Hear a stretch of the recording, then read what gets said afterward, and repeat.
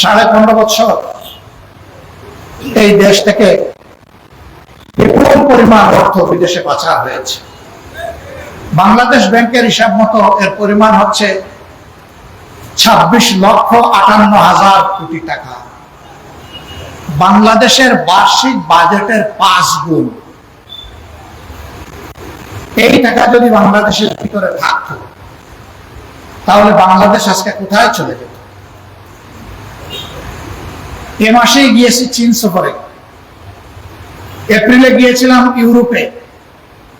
সবার একই কথা, তোমাদের দেশের একটা জিনিসের তোমরা বিজয় অর্জন করতে পারো তাহলে তোমাদের দেশ বদলাতে 20 থেকে 25 বছরের বেশি সময় লাগবে না। একই কথা আমরা জিজ্ঞেস করেছি, আমাদের তো একটা অবজারভেশন আছে, তোমাদেরটা কি? বলেছে এটা দুর্নীতি, দুর্নীতি এবং দুর্নীতি। এই দুর্নীতি যদি তোমরা ঠেকাতে পারো তোমাদের দেশ বদলে যাবে। আমরা তোমাদের দেশের সাথে ব্যবসা বাণিজ্য করি, তোমাদের দেশের দুর্নীতি দেখে আমরা লজ্জিত হই, কিন্তু তোমাদের লোকেরা লজ্জিত হয় না। এটা কি একটা জাতির জন্য লজ্জার বিষয়?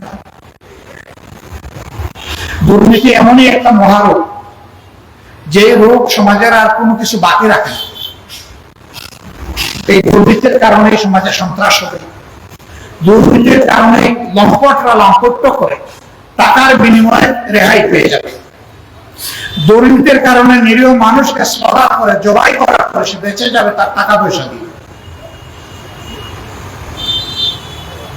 এই দুর্নীতির বহু রূপ আছে। মানুষ মনে করে শুধুমাত্র ঘুষ আর চাঁদা এই দুইটাতেই বোধহয় দুর্নীতি, না। অবশ্যই এই দুইটা বড় মাত্রার দুর্নীতি, কিন্তু এর বাইরে আরেকটা বড় দুর্নীতি আছে, এটা হচ্ছে বুদ্ধিভিত্তিক দুর্নীতি। বুদ্ধি দিয়ে জনগণকে ঠকিয়ে, জনগণকে ঠেকিয়ে নিজের কপাল গড়ার বুদ্ধি।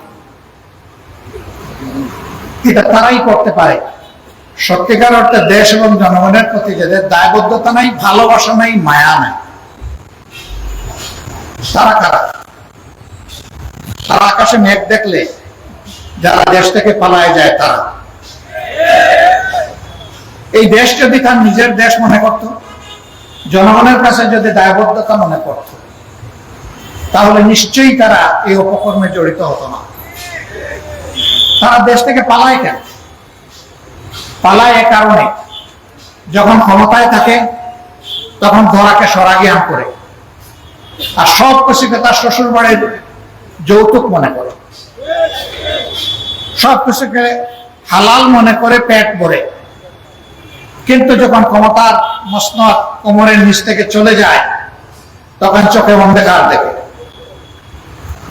তখন দেশ থেকে একা পালায় না, গোষ্ঠী শুদ্ধ পালায়।